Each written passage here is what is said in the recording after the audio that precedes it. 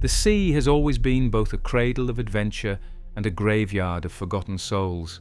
Across the vast Atlantic, the Caribbean, the Mediterranean, and even the South China Sea, piracy carved its legend into waves and wooden planks. When most people picture pirates, the vision is overwhelmingly male, swaggering captains, weather-beaten sailors, and ruthless marauders with hooks and pistols. Yet history holds a more complex truth. Hidden in the shadows of maritime legends were women who defied the rules of their societies, abandoned the rigid confines of gender roles, and embraced the brutal freedom of piracy. But what happened when these women, outlaws twice over, criminals not only against the law but against the very idea of what a woman should be, were captured? The answer is as disturbing as it is fascinating. Their punishments were not simply about enforcing maritime law. They carried the weight of cultural fear, social shame, and political theatre. And as we peel back the layers of their stories, you will see why their fates still leave us speechless. The double crime of female piracy. To understand the brutal fate of female pirates, we must first understand the way their crimes were perceived. When a man turned pirate in the 17th or 18th century, the so-called Golden Age of piracy, his punishment was almost inevitable if captured: trial by Admiralty Court followed by public execution, usually by hanging at the gallows or in chains by the seashore, left to rot as a warning to others. The British, the Spanish, the Dutch and the French all agreed on this simple code. Piracy equaled death. But for women, the situation was far more complicated. Their very existence as pirates unsettled the world order. In a society where women were expected to marry, to raise children, or to labor quietly under the authority of men, a woman who took to the sea was not simply a criminal, she was a living challenge to patriarchy, a rebellion in flesh and blood. Authorities did not just see them as thieves or killers, they saw them as monsters, as unnatural beings. The historian Marcus Rediker, in his study Villains of All Nations, notes how female pirates struck terror into colonial governors, not merely because of the plunder they stole, but because of the symbolic violence they represented. They shattered the illusion that piracy was a male vice. Instead, their presence suggested that piracy was an alternative society, one where women could claim equality through violence, plunder, and camaraderie. For a world desperately trying to maintain gender hierarchies, this was intolerable. Thus, when captured, women pirates faced not only the legal machinery of empire, but the cultural fury of societies determined to erase their example. The gallows were only the beginning. Pirate trials were never quiet affairs. They were staged with the pomp and ceremony of theatre, designed to terrify onlookers and reassert the authority of crown and empire. The courtroom was as much a stage as the gallows. When women pirates were brought into these courts, their trials were even more theatrical. They were paraded before the crowd not only as criminals, but as cautionary tales. Prosecutors framed them not simply as murderers or thieves, but as corrupted women, seductresses, or even witches who had abandoned their natural duty to become mothers or wives. One London broadsheet from the early 18th century described two infamous women, Bonny and Mary Red, as unnatural creatures whose very sex is their crime. Their trial in Jamaica in 1720 was one of the most sensational of the century. Both had sailed with Calico Jack Rackham, terrorizing the Caribbean with pistols and cutlasses in hand, dressed in men's clothing, fighting shoulder to shoulder with their male crewmates. When brought before the governor's court in Port Royal, their presence created shockwaves. Witnesses testified with both admiration and horror, describing how Bonny had fought like any man in the final skirmish before capture, cursing her fellow pirates for their cowardice. Mary Red, too, was said to have killed more than one man in battle. The verdict, however, was never in doubt. They were condemned to death, the same as the men. Yet what followed demonstrated the unique cruelty reserved for women. Both claimed they were pregnant, a claim that invoked the legal principle known as pleading the belly. In English law, a woman sentenced to death could claim pregnancy as a temporary reprieve. If she was found to be carrying a child, her execution would be delayed until after birth to prevent the crown from killing an innocent life. Midwives and matrons were called to examine her body and determine the truth. This rule, however, rarely saved the woman in the long term. After giving birth, she was often executed anyway. But in the case of pirates, it sometimes created a strange loophole. For Anne Bonny and Mary Red, their claim bought them time. Mary Red died in prison soon after, possibly from fever, miscarriage or neglect, while Anne Bonny simply disappeared from the record. Some whisper that her father, a wealthy Irish planter, may have secured her release. Others believe she died quietly in prison. Either way, her gallows fate never came to pass. But this reprieve was rare. Other female pirates were not so lucky. When men were hanged, their bodies were often displayed in chains along riverbanks, a practice called gibbeting. But when women were executed for piracy, authorities often chose different methods, meant to maximize humiliation. In the Dutch Republic, for example, captured female pirates were sometimes drowned rather than hanged. Drowning carried symbolic weight. It was quieter, less theatrical, but it marked the woman as unworthy of a proper gallows death, as if she had been erased into the water, silenced beneath the waves that had been her rebellion. In France, female pirates could face burning, a punishment traditionally reserved for heretics and witches. The message was clear. A woman who took to piracy was not merely a criminal, but a spiritual abomination, a corruption that had to be cleansed by fire. In Spain, there are records of women accused of piracy who were paraded through the streets before execution, forced to wear mocking costumes, often men's clothes turned inside out, symbolizing the unnaturalness of their behavior. Their deaths became public carnivals of shame, designed not simply to kill, but to annihilate their dignity. Perhaps the most chilling fate for female pirates was not death itself, but the erasure that followed. For every Anne Bonny or Mary Red whose names survived in history, dozens of others vanished from the record. Their trials were never published, their names scrubbed from official logs, their stories reduced to fragments. This was deliberate. Authorities feared that stories of daring women on the seas could inspire others. They knew that even in death, a pirate's legend could live on, spreading like wildfire among sailors, workers, and the oppressed. With women, this risk was magnified. The idea of women openly defying their natural place in society was too dangerous to leave in public memory. Thus, many female pirates were not only executed, but condemned to a kind of historical damnatio memoriae, a condemnation of memory. Like disgraced Roman emperors whose names were chiseled from stone, these women were erased from chronicles, their graves unmarked, their voices silenced.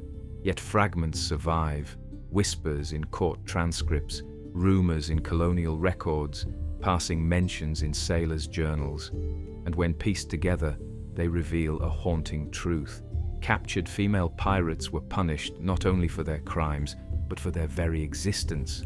Execution in the age of piracy was always about spectacle. It was meant to send a message, to deter future criminals. For women, the message was sharper still. This is what happens when a woman forgets her place. Imagine the scene, a crowded dockside, the salty air filled with the stink of tar and rotting seaweed, a scaffold erected, ropes swinging in the wind. The crowd gathers, merchants, sailors, housewives, children, all craning their necks to see the monster brought forth. A woman in chains, her hair disheveled, her body bruised from prison, is led to the platform. The executioner tightens the noose, and the preacher delivers his sermon. But unlike with men, the sermon is not only about piracy, it is about womanhood, about virtue lost, about Eve's sin repeated on the high seas. The woman is made into an example of what happens when the natural order collapses. And then the trapdoor falls, her body jerks, the rope creaks, and the crowd gasps. A woman has been killed not just as a pirate, but as a warning to every woman who dared dream of freedom. Case studies, legends in chains. While the general fate of female pirates was humiliation, spectacle, and often erasure, certain names broke through the silence. Their trials were too dramatic, their personalities too forceful, or their legends too resilient to vanish. These women, Anne Bonny, Mary Read, Grace O'Malley, and Zheng Yi Sao among them, became the exceptions that proved the rule. By tracing their stories from capture to punishment, we see not only their personal tragedies, but also the broader patterns of how society chose to crush female rebellion. Few stories of female pirates loom as large as those of Anne Bonny and Mary Read, the infamous pair who terrorized the Caribbean in the early 18th century. Their capture and trial in 1720 reveal both the brutality of piracy's punishment and the unique fascination reserved for women who chose this path. Anne Bonny was the illegitimate daughter of an Irish lawyer and his servant, raised in South Carolina. Fierce-tempered, red-haired, and unafraid of violence, she ran away to the Caribbean where she joined the pirate Calico Jack Rackham. Mary Read's life was even stranger. Disguised as a boy from childhood to secure inheritance, she lived for years as a soldier and sailor before revealing her sex and eventually joining Rackham's crew. Together, they became symbols of defiance, women who fought, killed, and cursed with the best of their male counterparts. When Rackham's ship was finally cornered by a pirate hunting vessel near Jamaica, legend has it that most of the men cowered below deck. Anne and Mary, however, stood their ground, firing pistols and swinging cutlasses, shouting curses at the men who refused to fight. Witnesses swore they fought like furies, buying time until they were overwhelmed. Their capture electrified the Caribbean. At their trial in Port Royal, the courtroom overflowed with spectators, eager to witness these unnatural women. The prosecution painted them as demonic, wicked, and beyond redemption, but both women defended themselves with defiance. Mary, according to one account, declared that she had as much right to fight as any man. Anne, when Calico Jack was sentenced, famously told him, "If you had fought like a man, you need not have been hanged like a dog." If Anne Bonny and Mary Read represented the Caribbean's defiance, Grace O'Malley, Gren Mowell, embodied Irish resistance against English conquest in the 16th century. Unlike many pirates, Grace was not a low-born rebel, but the daughter of a powerful clan along the western coast of Ireland. She commanded fleets, stormed castles, and negotiated with lords. Her piracy was inseparable from politics, raids against English shipping, protection of her clan's territory, and defiance of foreign rule. When Grace was finally captured, it was not in battle at sea but through the shifting tides of political betrayal. Imprisoned in Dublin Castle, she faced the full wrath of English law. Yet here her fate diverges from most pirate women. Instead of execution, she fought with words. In 1593, Grace sailed to England itself and met Queen Elizabeth I in person. The meeting between two queens, one ruling on land, the other ruling the seas, has entered legend. Accounts differ on what exactly transpired. Some say Grace refused to bow, claiming she recognized no queen save herself. Others suggest she struck a deal, securing her son's release from prison in exchange for loyalty. What is certain is that she avoided execution, a fate that would almost certainly have awaited a lesser woman.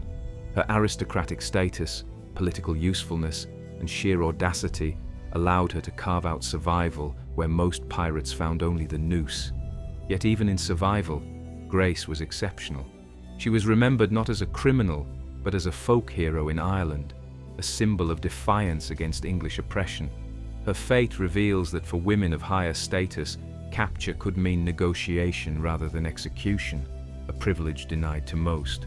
If the Western world whispered of Anne Bonny and Mary Read, the East thundered with the legend of Zheng Yi Sao, the most powerful female pirate in history. In the early 19th century, she commanded the Red Flag Fleet, a confederation of up to 70,000 pirates along the South China coast. Her ships dominated trade routes, extorted tribute, and even defeated Chinese imperial navies sent against her. When capture finally loomed in 1810, Zheng Yi Sao once again defied expectations. Unlike Western female pirates who were dragged in chains to humiliating trials, Zheng negotiated her surrender on her own terms. She entered Guangzhou harbor at the head of her fleet, walked into the governor's palace, and demanded amnesty. Astonishingly, she got it. She retired wealthy, opening a gambling house and living into old age, a fate that almost no pirate, male or female, ever achieved. Why was she spared? In part because her fleet was too large to crush militarily. The Qing dynasty, already struggling with corruption and rebellion, chose compromise over carnage. In part too because Zheng, unlike Bonny or Red, operated in a cultural space where female authority was less shocking. Chinese history had precedents of warrior women and matriarchs. While she was still an outlaw, she was not treated as a monstrous aberration. Her story is the great exception, a captured pirate who turned defeat into triumph. But precisely because she survived, her tale only throws the brutality of others' fates into sharper relief. For every Grace or Zheng who carved out survival, there were countless women whose fates are little more than footnotes. In 1579, Spanish authorities in the Caribbean recorded the capture of several women aboard a French corsair. The men were hanged, but the women were whipped publicly before being banished from the colony, forced into poverty and starvation. In 1609, Dutch records tell of a woman executed in Amsterdam for piracy, her body drowned in the harbour. Portuguese accounts speak of women taken from captured pirate ships and sold into slavery in colonies like Brazil and Angola, their stories vanishing into silence. Some faced not execution, but forced reintegration. In English colonies, captured women were sometimes sentenced to transportation, deported to work as indentured servants in plantations. There, their pirate pasts were erased under years of hard labor. They became ghosts, their former freedom on the waves reduced to whispers. The absence of names in these records is itself telling. Where male pirates were often remembered in ballads, pamphlets and lurid tales, women disappeared. Their punishments were often not about creating infamous legends, but ensuring their memory faded. Punishment beyond the gallows. If the sea offered women pirates freedom, capture offered them something else, the full weight of a society desperate to erase what they represented. Their punishments were not merely judicial sentences, they were morality plays designed to reassert the boundaries of gender and power. To understand their fates, we must look at the three pillars of their punishment: shame, spectacle, and erasure. For male pirates, shame was rarely part of the punishment. Their deaths were brutal but straightforward: hanging, gibbeting, sometimes transportation. But for women, shame was almost always weaponized. Take, for example, the practice in Spain and Portugal of dressing captured female pirates in mocking costumes, forced into men's clothes turned inside out, or paraded in absurd bonnets. They were stripped of dignity before their execution. The crowd did not just see criminals, they saw unnatural women, mocked for daring to cross boundaries. Their femininity was twisted into the very tool of their destruction. In France, executioners often shaved women's heads before burning or hanging them, a ritual of humiliation, long used on witches and heretics. A woman's hair, a symbol of beauty and identity, was taken from her. Then, her life. Even in death, their bodies were used to shame. Where men were displayed in chains as examples of strength gone astray, women were sometimes buried in unmarked graves, erased rather than displayed. The logic was cruel but clear. A man's crime was rebellion, a woman's crime was existence. Punishment in the early modern world was always theatrical, but with female pirates the theatre reached grotesque extremes. In the Dutch Republic, crowds gathered along harbours to watch women drowned. In France, burning was staged in public squares, the crackling flames competing with the jeers of the crowd. These deaths became civic rituals, reaffirming the order of society through the destruction of its rebels. As the waves crash against forgotten shores, the ghosts of these women linger. Their bodies may have swung from gallows, burned in flames, or vanished beneath the water, but their defiance endures. The sea was their rebellion, their brief taste of freedom, and even in death they left a scar on the world that tried to erase them.